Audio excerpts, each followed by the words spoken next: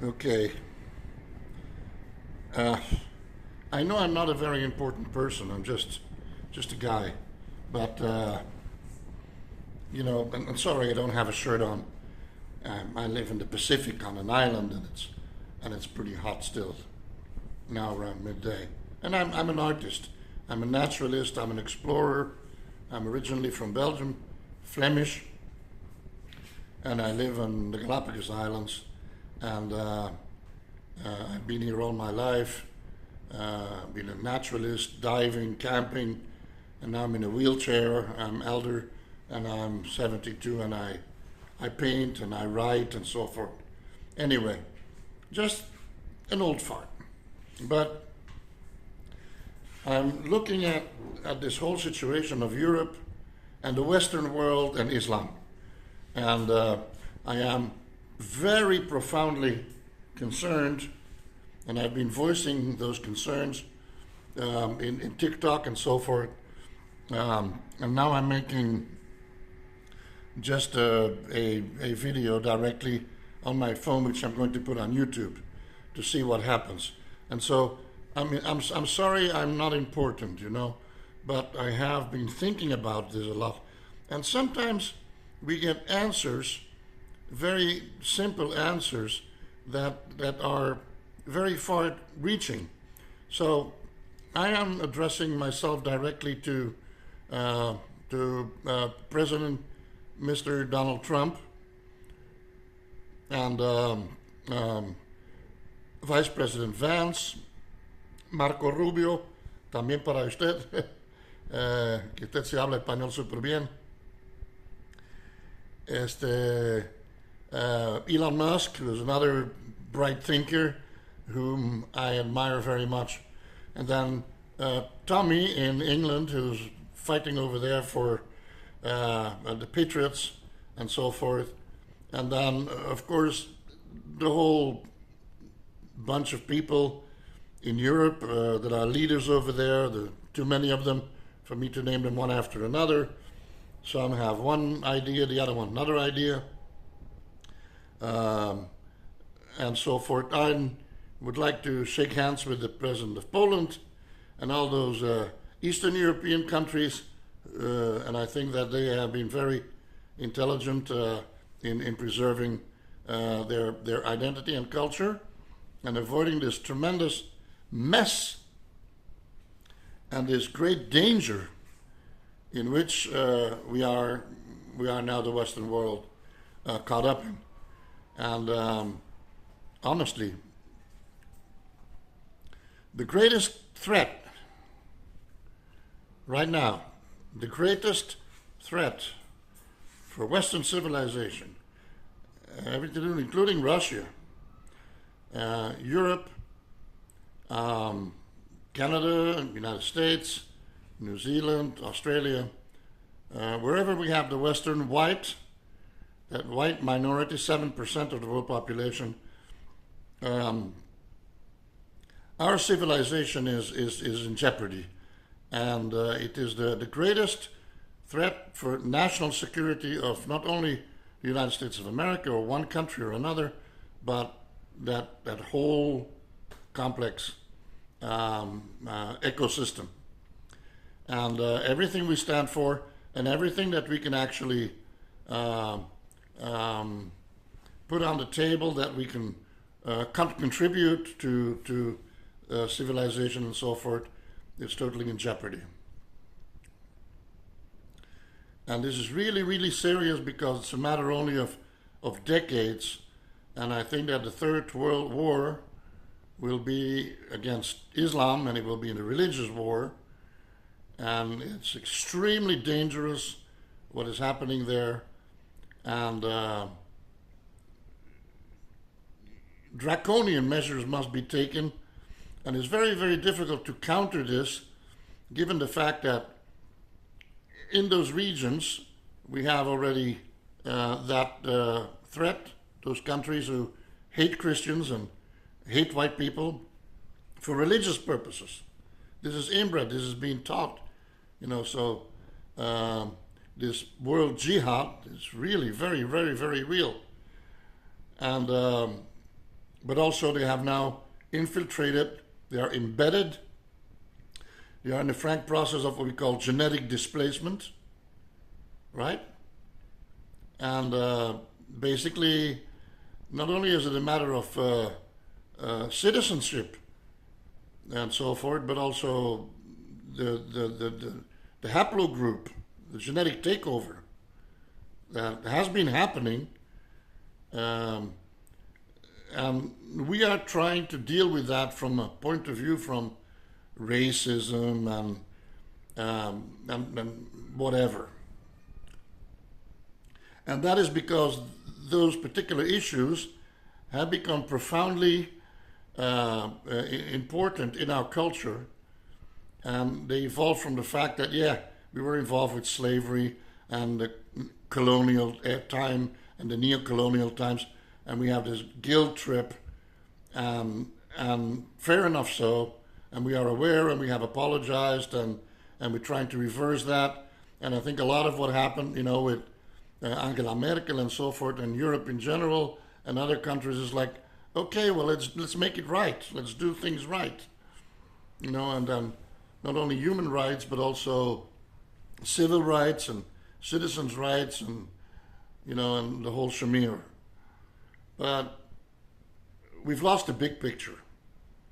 And now it has become self-evident, not by us, but by them, that this is not compatible, it's not doable, and that there are, agendas that are a threat to us. And the problem is, it's like with the war in Vietnam, in South Vietnam, at night they were Viet Cong, and during the daytime they were just simply citizens. Even the armed forces and the police and so forth, they were all infiltrated, the government, they were infiltrated with Viet Cong sympathizers or agents and so forth, and you can't tell. And if you're holding a country, you invade a country and then people, they all dress up the same, they all look the same, they are the same country, you don't know who the enemy.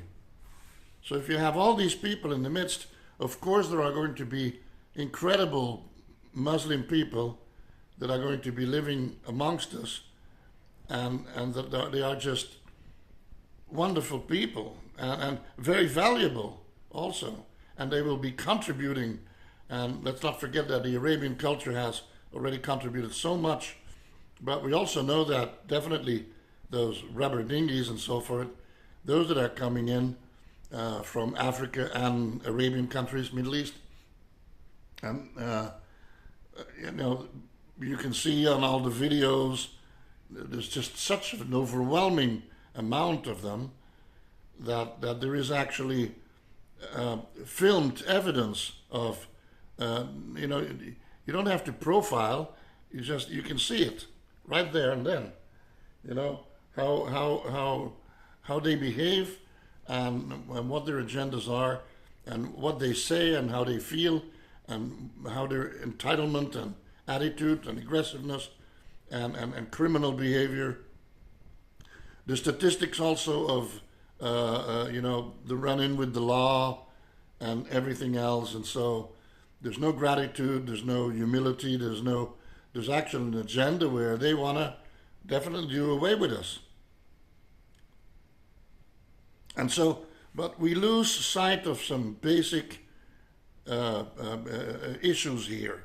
For example, and we have a lot of our own people who will still defend all this. And I understand that, because I'm also a sensitive person, and I'm a transcultural person, and I'm married with someone from Ecuador, and my children and my grandchildren, my daughter, she's married with someone from Ecuador, so my grandchildren, and these are Native American bloodlines, right? So, I'm not a racist, I have children and grandchildren that are of mixed origins, which I find absolutely wonderful. And so no one could call me either a racist. Nobody could possibly. I lived 60 years. I could have gone back to Europe how often. We lived during very difficult times here also. Um, the COVID thing took like 2 years.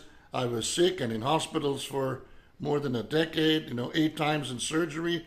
I could have gone back to Europe and been taken care of and so forth. I didn't. I stuck it out. I stayed here because this is where I've been developing my life and where I still am trying to contribute. As a painter now, I am in the process of making paintings and then auction them off to donate all the profits, not the baseline, so I can continue to paint and generate more, but all the profit of my paintings, I'm starting with that now, will go to the elderly or autistic children and stuff like that. So still at my age and my personal conditions of being limited to a wheelchair and being a handicapped person and so forth, I still am trying to, full of gratitude and recognition to these communities and these amazing people. And I love them, and I'm full of gratitude that they have allowed me to be here and be part of them and be accepted as a friend and so forth. So I understand, I get that. And I was 15 when I came to Latin America, to Ecuador, with my father and my mother. My father came to work here with the government. He was an engineer, and so as a civilian. And so we came, the kids, we came from Belgium. So since I'm 15, I could say I'm definitely a crossover from European culture into Latin American culture, which is partially Spanish, Latin European, and then of course, you have the other part, which is then local, but in Ecuador it means coastal and highlands and Amazonic, which are very, very different cultures and all that.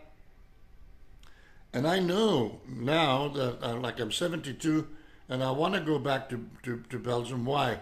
Because I've been seeing what has been happening in Europe now with the Islam. And I'm very worried, and I would like to go back to help as a spokesperson and to contribute over there with this, I wouldn't call it a fight, but yeah, it's, it's something that very, very existential. And it is a fight to contribute, even with my life, to make sure that Vlaanderen remains free and the Western world remains free.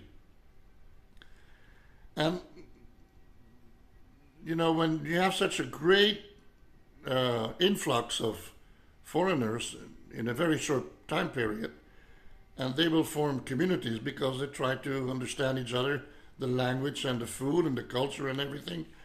And then you get these small embedded little enclaves that form, and over the generations, they become then part of the local culture, but that takes 3-4 generations.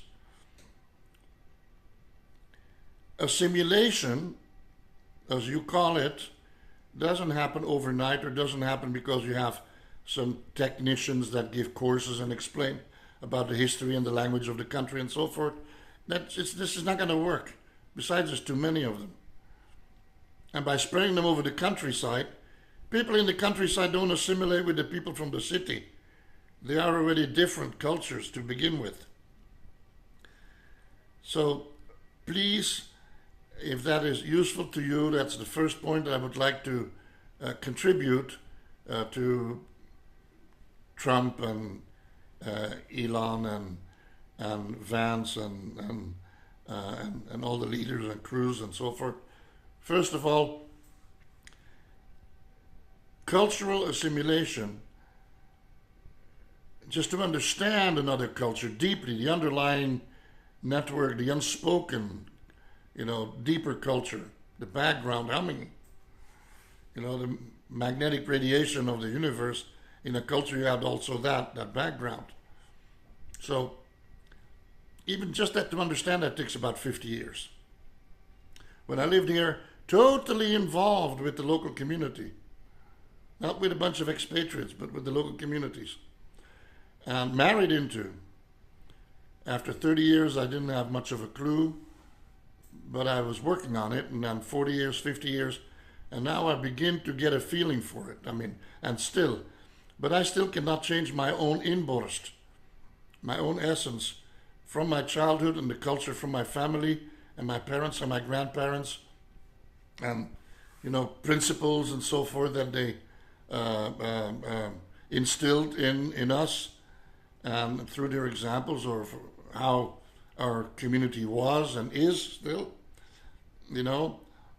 and to be like more frontal, for example, and to be candid and whatnot, direct and pragmatic, and name it. So it is a transgenerational process.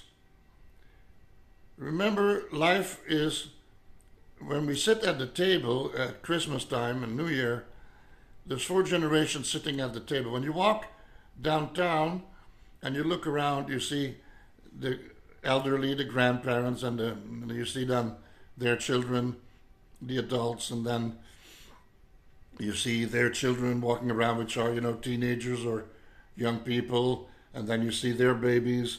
And you look around, you can easily see 4 and sometimes 5 and 6 generations that coexist here and now, alive.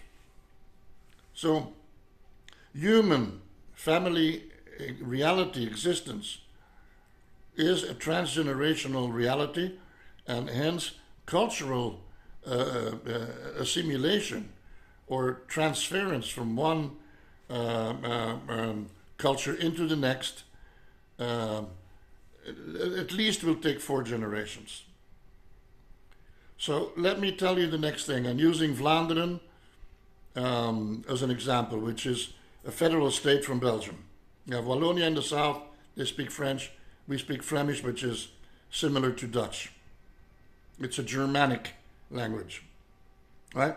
So,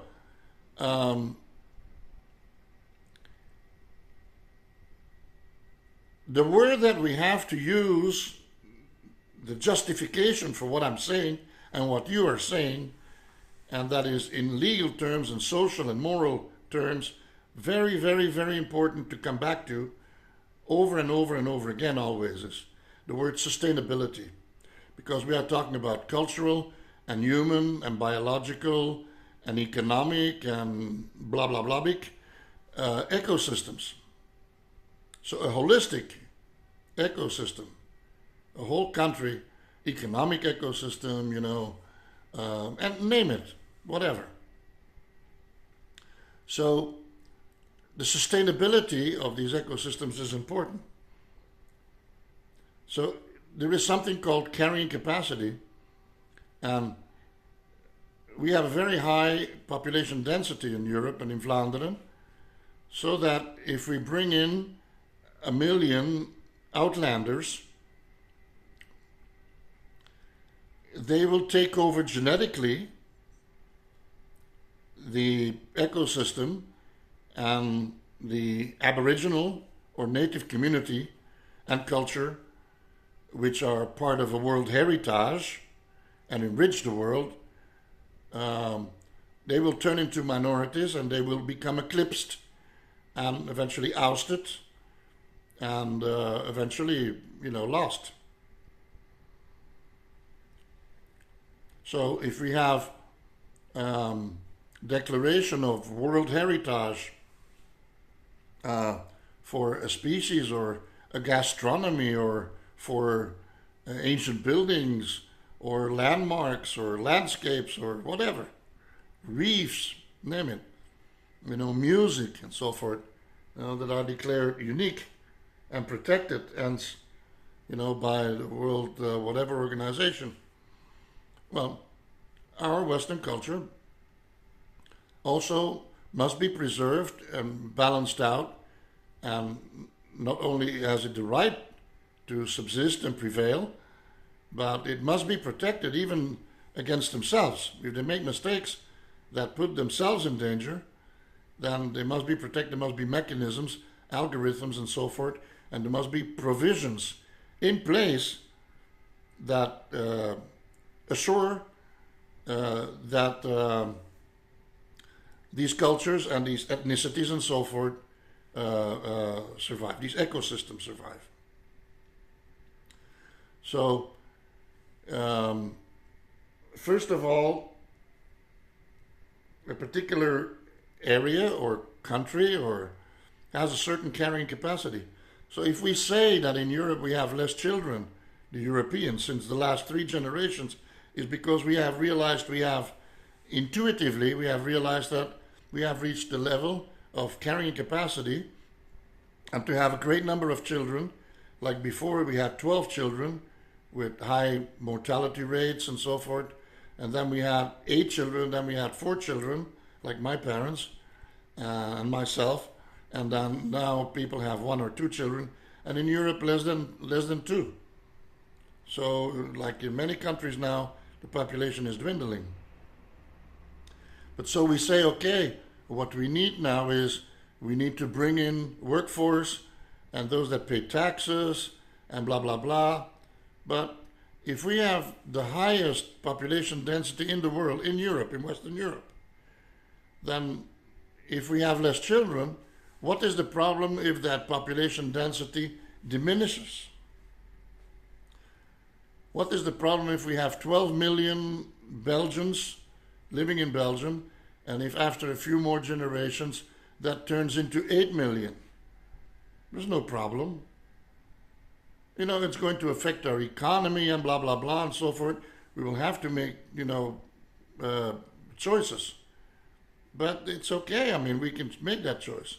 That choice must be made, but must still remain Flemish. But people say, so what is the problem? You're a racist, or you're a misogynist, or an androgynist, or, and now everything is like that. That's the fad now, No, it's not about that at all. I already mentioned why, in my particular case. But if I am here and I have someone from Africa, a black person, and, a Negro person, and I have an Arabian person, yeah, and myself. I talked to these 2 people and I said, okay, let's say that at a given point, we're all here and we go like, you know what, something is not working out and this and that. Let's just go home. They can pick themselves up and go back to their land. And Africa is the largest continent in the world with the greatest amount of resources. I mean, we, the white population, when we arrived in Europe 3,000 years ago, we had to start from scratch. And after the Second World War, we had to start from scratch. I mean, everything was utterly destroyed. And we also had, we were enslaved. White people were enslaved for a long time by the Arabs. And the word slave comes from the Slavic countries. And when we were going with our merchantman, the pirate ships would capture us and enslave us in North Africa. By the millions, over hundreds of years. And we also had in our history where we had the elite that were extremely wealthy, and we didn't know how to read and write, and we were farmers. And we didn't own the land, they owned the land. And we were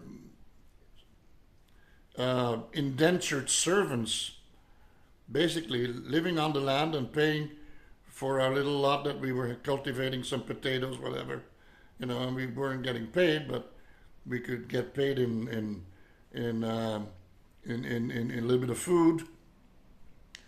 And we couldn't go hunting because if you caught a rabbit, that was the land of the landlords, and so they owned that rabbit or that deer or whatever. So we barely would eat, meat and so forth. And we also had the Industrial Revolution where we slept in the factory on bunks, like in the concentration camps. And you had the tables to sit, you had the bunks stacked 5 high, and then you had the bathrooms and that was it on the side of the long construction of the factory. And we would work 12 hours with our children in the mines. 6 years old, they'd go with dad into the mine, and the woman also into the mines. We would die at the age of 30, 40 with our black lung disease, full of coal dust and everything. But we had to do what we had to do in order to survive, to have some food. And we lived in huts with thatched roofs. You can still go to Bokrijk, for example, in Belgium.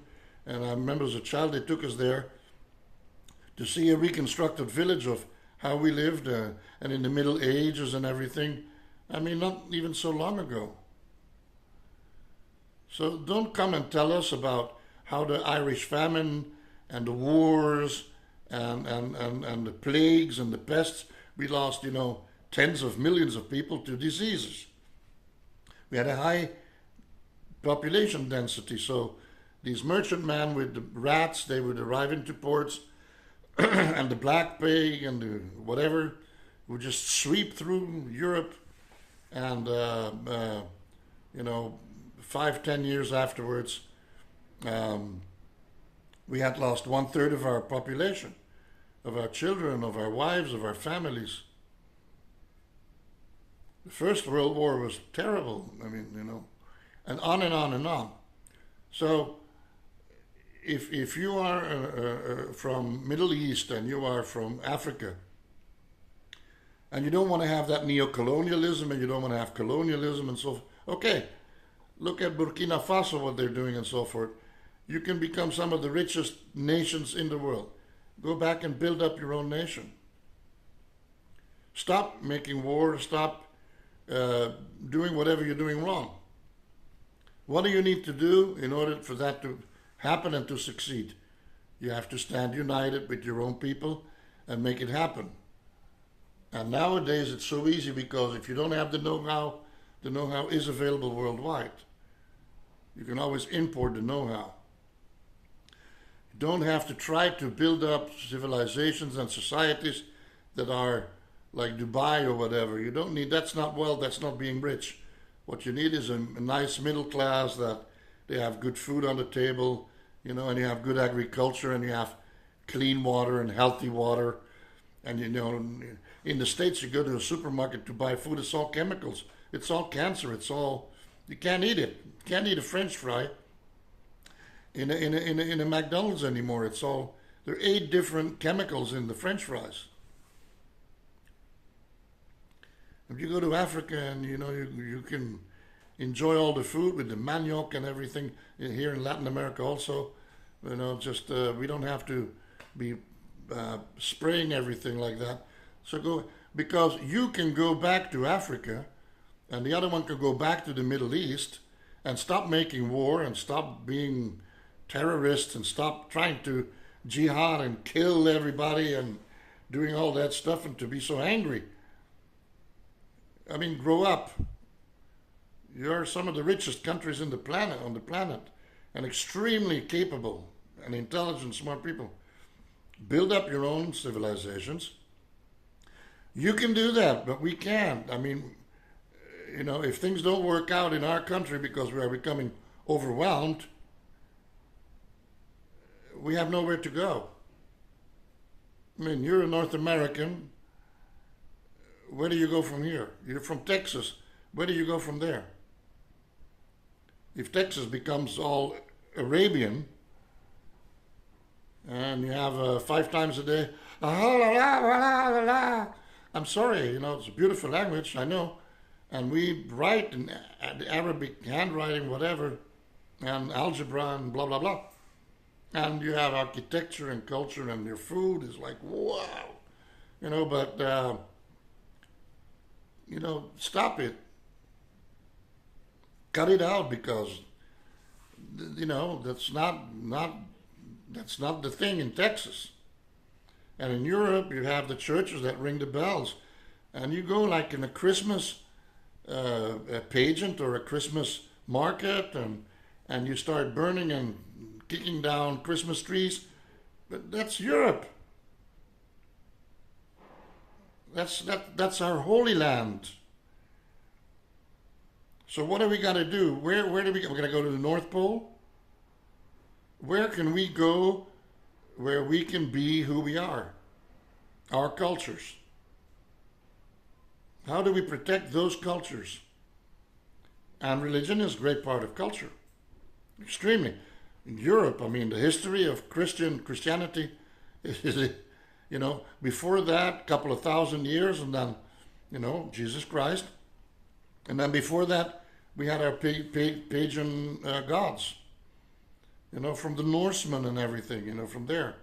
The Celtic gods and then the Germanic cultures. So, it has nothing to do with Islam. Right now, for us, everything that we know now about Islam and about who you are and what you are attempting to do is, it's not Islamophobia, it's terrorizing. It's terrorizing us. And we are getting stabbed and our little girls raped and assaulted and drug dealing and insecurity in our own land now. Just in 10 years, we have seen how everything is turning into a garbage can. The areas that are under the influence of your cultures, there's garbage everywhere, there's street vendors, there's conmen, there's graffiti, there's, show us how to be better. Show us that your culture is higher and better than our culture so we can embrace that. But what you are showing us in real time, to the contrary, is, it's a degradation of our land, our sacred land, that we have fought for, that we have worked for, that we have labored for, that we have strived for, that we have developed, little by little over, hundreds of generations, and that we turned in and made into who we are. That's our sacred land. It's like Jerusalem is sacred land. We don't pretend that belongs to us. Or if we go to the Mecca, we don't pretend that belongs to us. We go there respectfully and admiringly. And we go like, wow, whew. And the same if you go to China and so forth, or to Vietnam or whatever, and we look at, to Japan, with the Shinto religion and so forth, and any religion and philosophy and culture and so forth. We have to stand in awe and in respect of these cultures, and we do. And we go on vacation and we spend a lot of money to go out there. I don't have that money, but people that can, they go out there and they're like, no, wow, taking photographs. But for example, I can learn about it here on Google and everything. So, based on the principle of sustainability, if the process is not sustainable, then it is not, it cannot proceed. It's imprecedent. Not imprecedent, imprecedent. It cannot proceed. It may not proceed because it cannot in virtue of sustainability. And the other one is called proportionality. So the first principle is sustainability, and the second one is proportionality.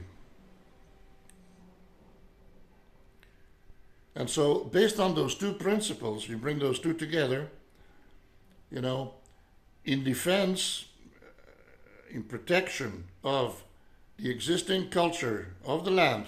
And I know in the States, for example, Western culture is a more recent culture.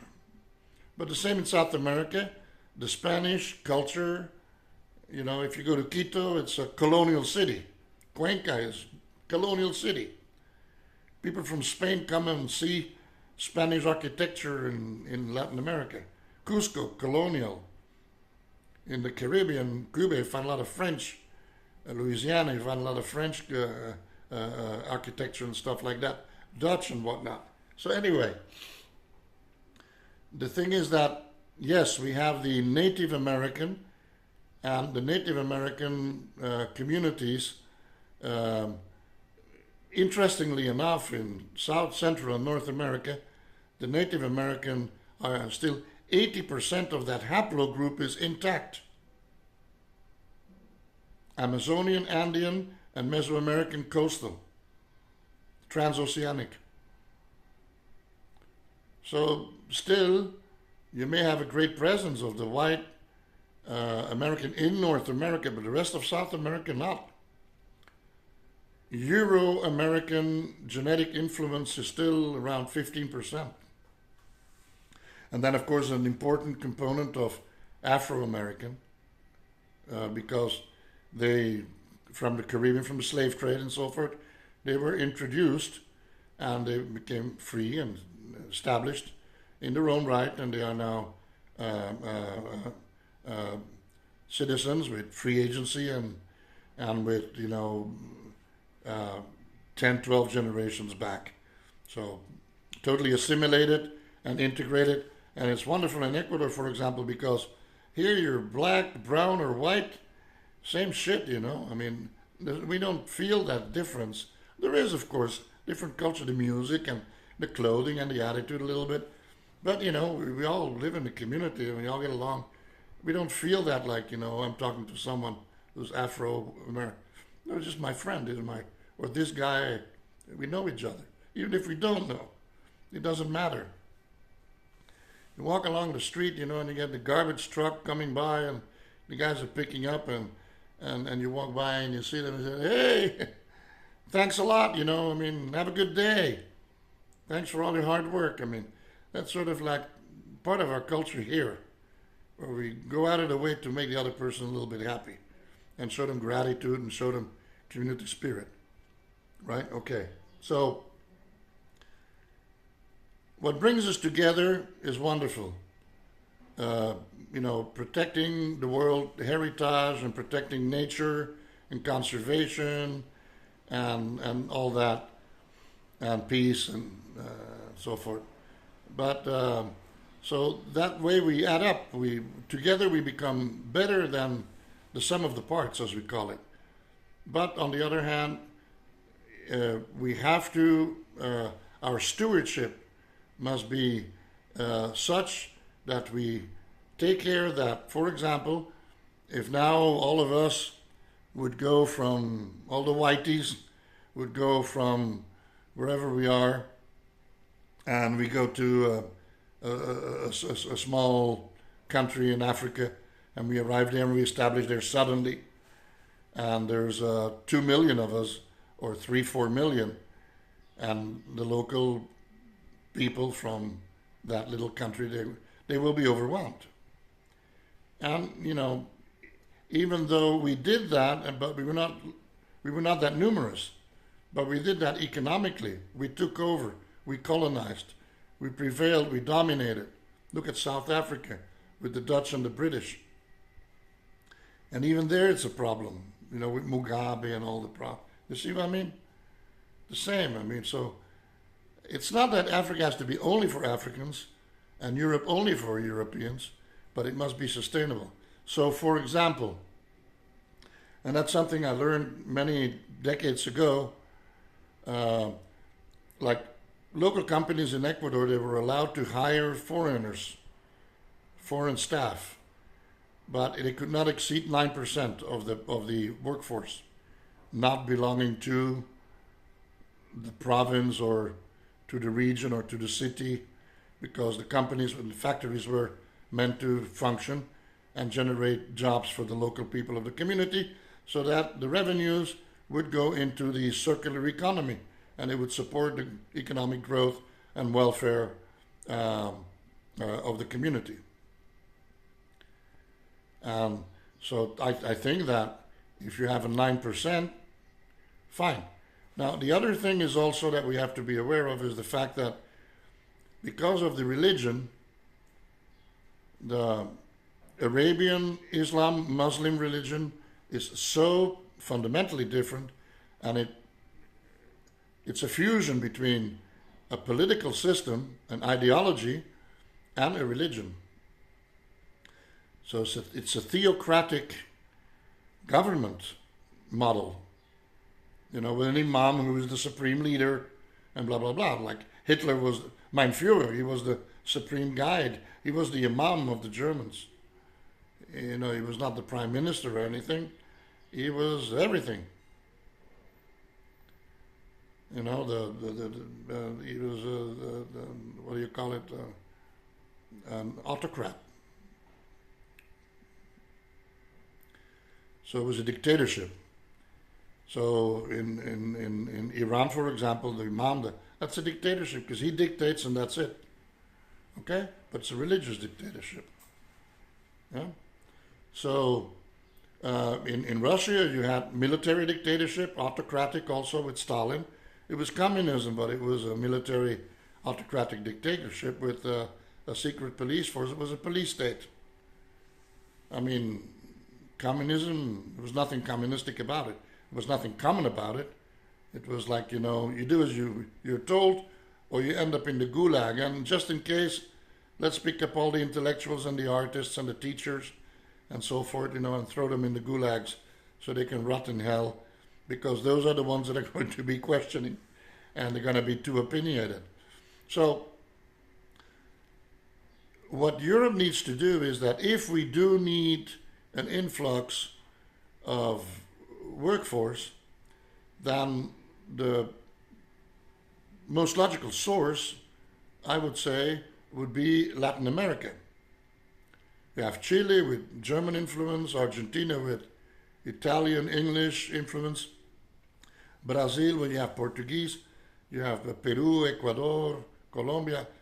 And what you need to do is you need to put in each one of these countries hubs where you filter the candidates. The candidates have to pay a guarantee, and they have to pay also a fee because it's going to cost. And instead of the coyotes taking that money, you as a government, you take it, and that way you can bankroll the process. And you take these people in and you do education about the culture, education about the language, but in the country. For example, here in Ecuador, you prepare your people and you screen your people and you check their backgrounds and all of that very carefully until you have the right kind of people, and there is a triage. And so out of every 10, you're going to choose 3. And the other ones are on the waiting list. And those ones you import into Europe. And in Europe, you put them in hubs, in cities for immigrants. And around those cities you build, there's no local people living there. And around those people, those hubs, you put factories, workshops, and there the immigrant works. If it is electronics or whatever, they can do that during the winter and the summer, fine. So then they have these special workshops with climatization for the cold climate and everything and so forth, fine. And they can get a weekend pass to go into town, into the city, and they have to have a spread, they have to have a sheet, with a record on how they behave and how they do things and so forth. But if you have people that work, for example, in agriculture, then they should only stay there during the warm season, and they should be in a camp which has no heating facilities. And when the cold season begins, they travel back to their countries because there's no agriculture anyway. It's snowing. And so it's better for them then to go back to their country. It's nice and warm, and they're comfortable, and they see their family and they're over there doing their thing, and then they come back again. They fly back. Stuff like that. You can also have hubs. For example, in North Africa, in some of those countries, you can have cities which are remigrating people that go to these hubs where they are taken care of, and they have barracks, but it's nice and warm.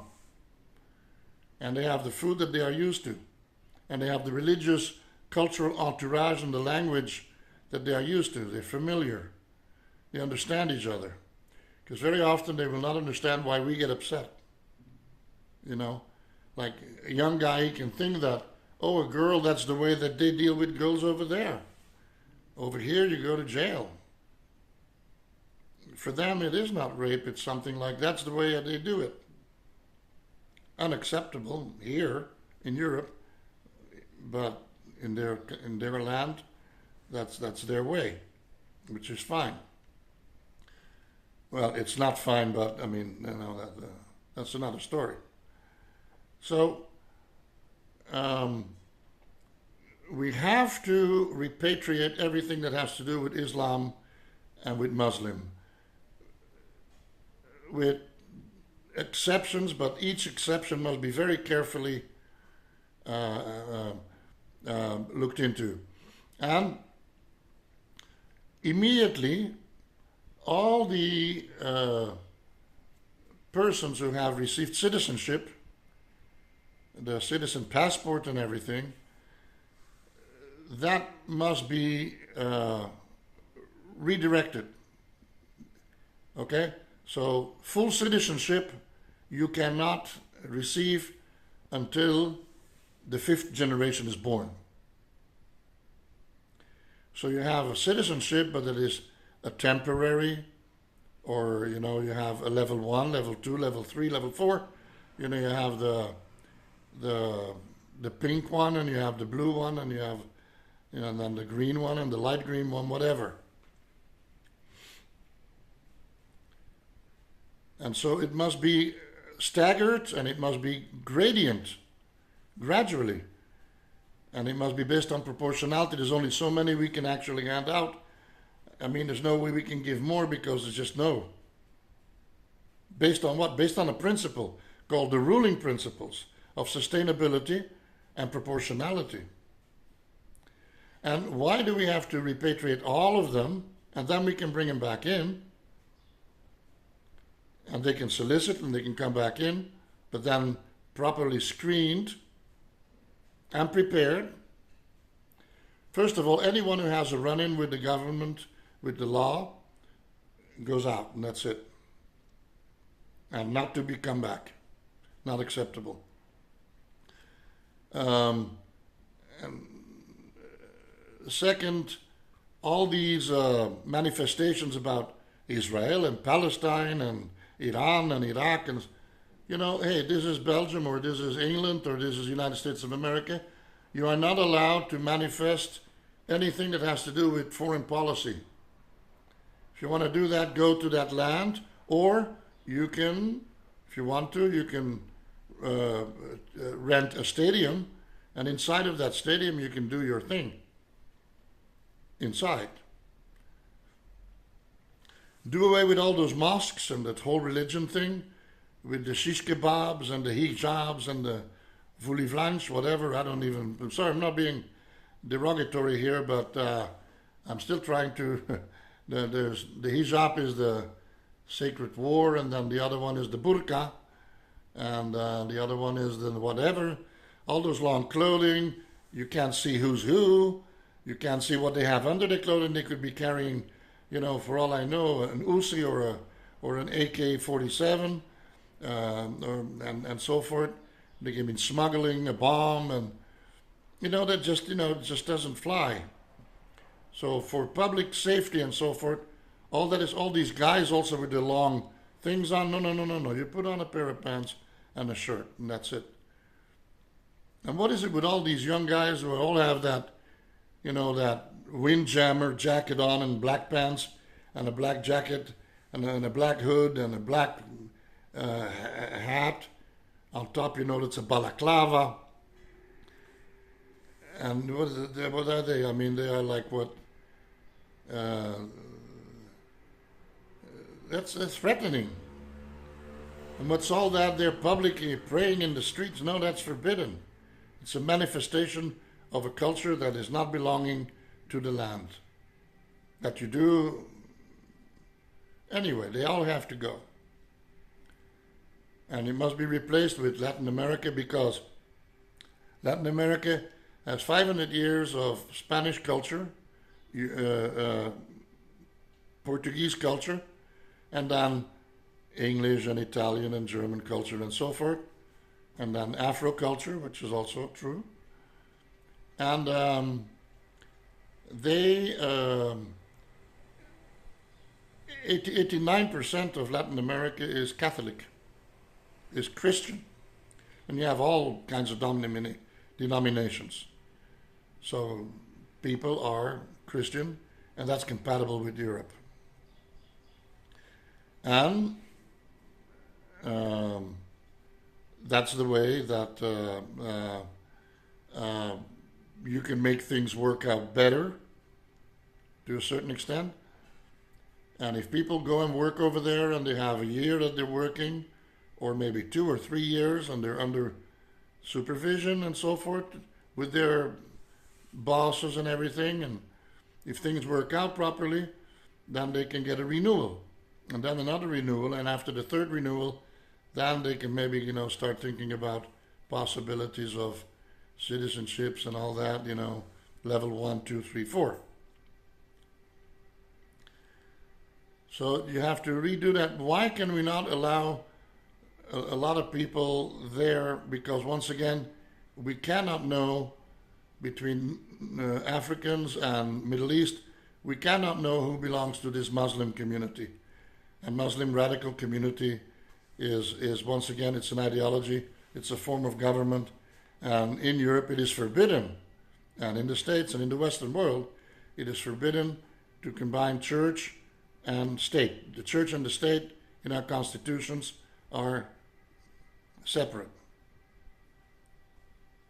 So what basically these people are asking us is to actually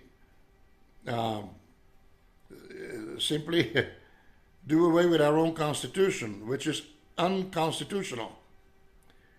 We don't have the power to eliminate our constitutions.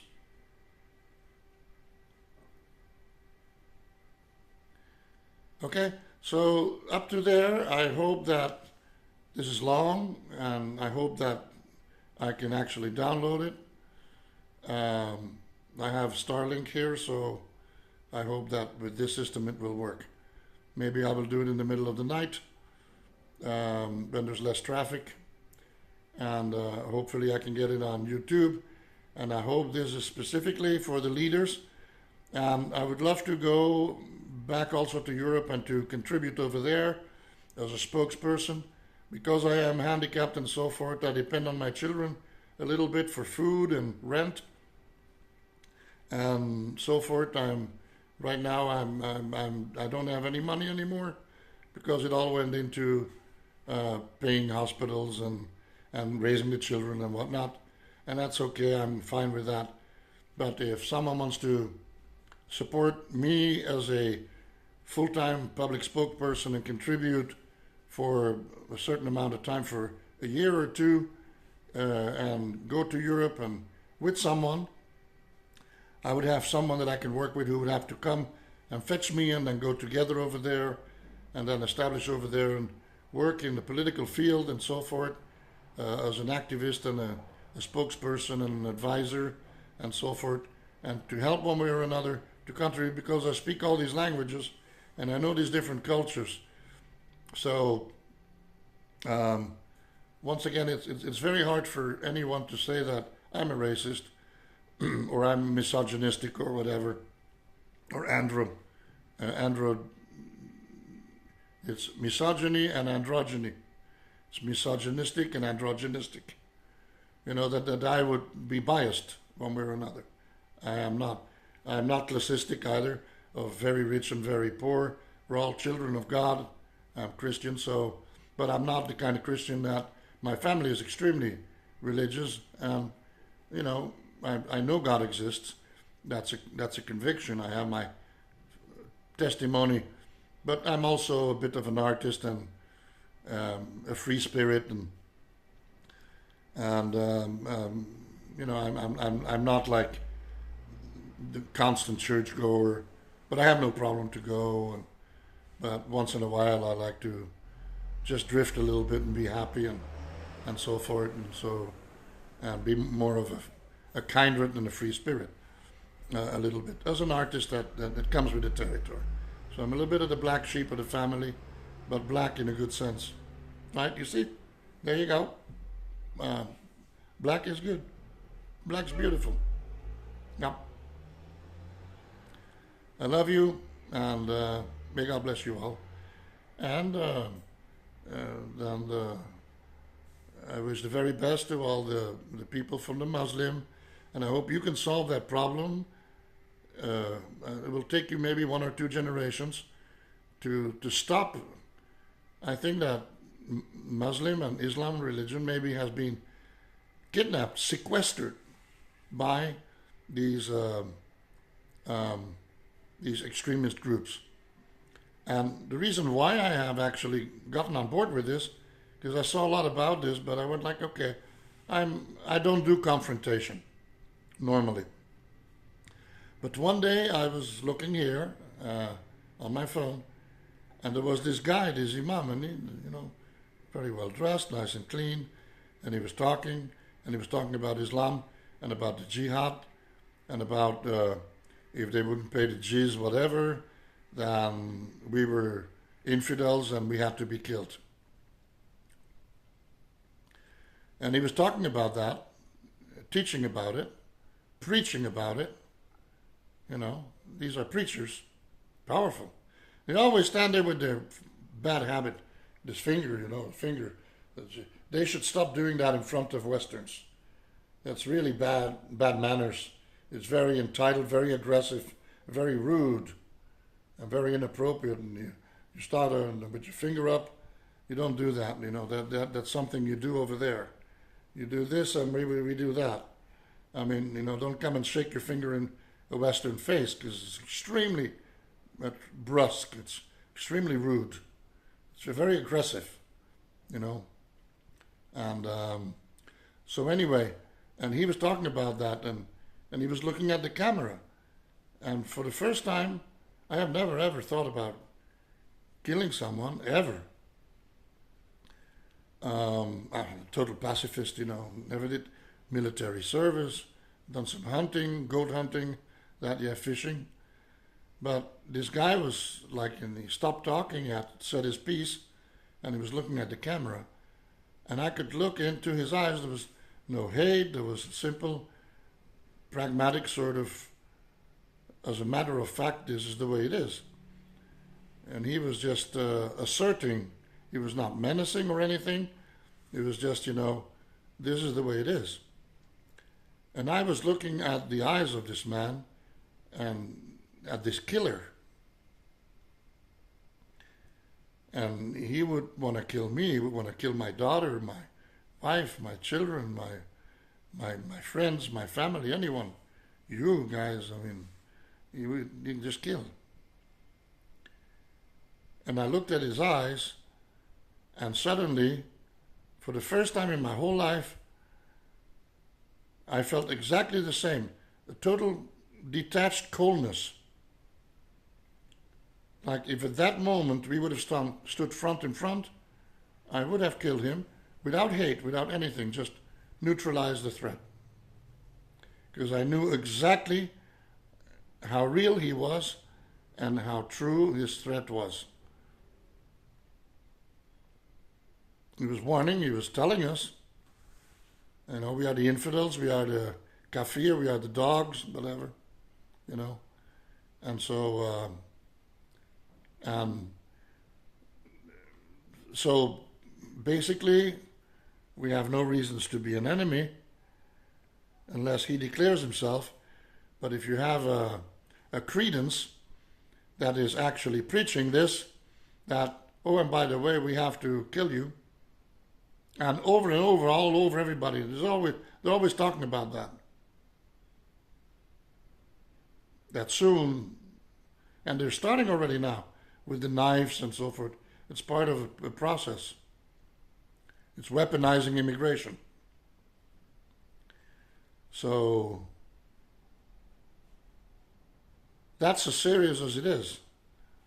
We have to carefully start to begin to think about the fact that, we have to neutralize them and prepare ourselves for that psychologically, and have weapons on us, and protection, mesh and spray and batons and knives, and not be alone, and have someone close to us, and then maybe a few people around us, the second layer, a third layer for warning in case that we have a group of people that want to attack us on the street when you're with your children and your wife. Like, they have these mass activities where they rob a store and there's 20 of them. And so maybe we have to start to become little groups. Our young people have to form again, like the Boy Scouts and everything. They have to go now back again and do camping and hiking and learning self-defense and getting involved in all these sort of things.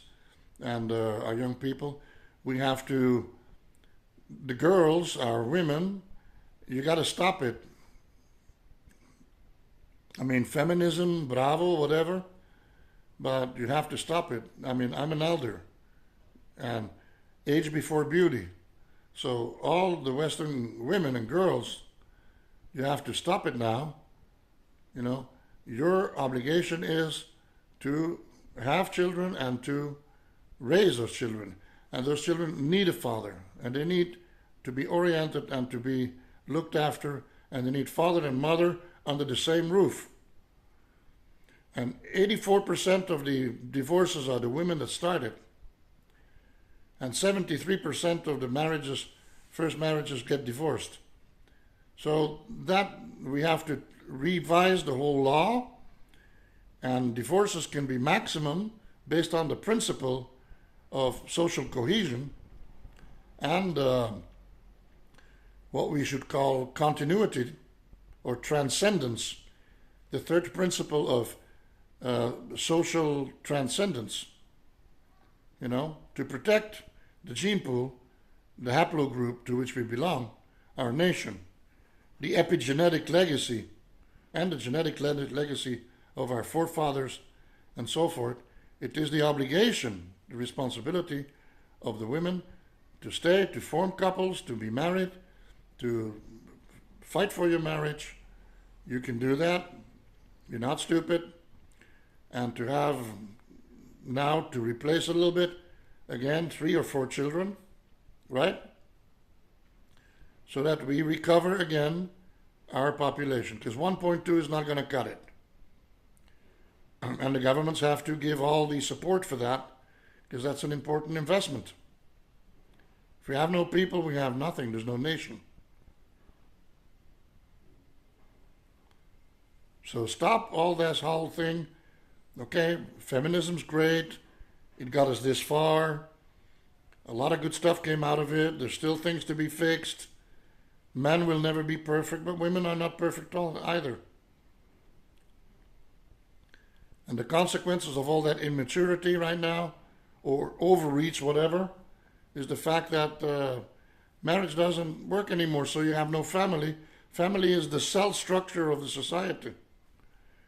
And we got to go back to embracing religion. Religion is cohesion. It is part of a faith in the community. It is the common denominator that guides us. The wiser persons, like the clerics or the preachers or the elders, they guide us. They can see more in time, in distance, the consequences of our nearsightedness. When we are young, we're, passionate and this and that, and highly opinionated. But we cannot see in the distance, in depth. Wisdom of the elder people is not because they're any smarter than you are. You're smarter than the elders. But we have made more mistakes than you have, and lots. And that makes us wiser. We don't want to do that again to ourselves, and we wish it wouldn't happen to you. You'll have to make your mistakes. But in this case, it's time now to get up, stand up for your rights. You keep up the fight. White and bright. See you.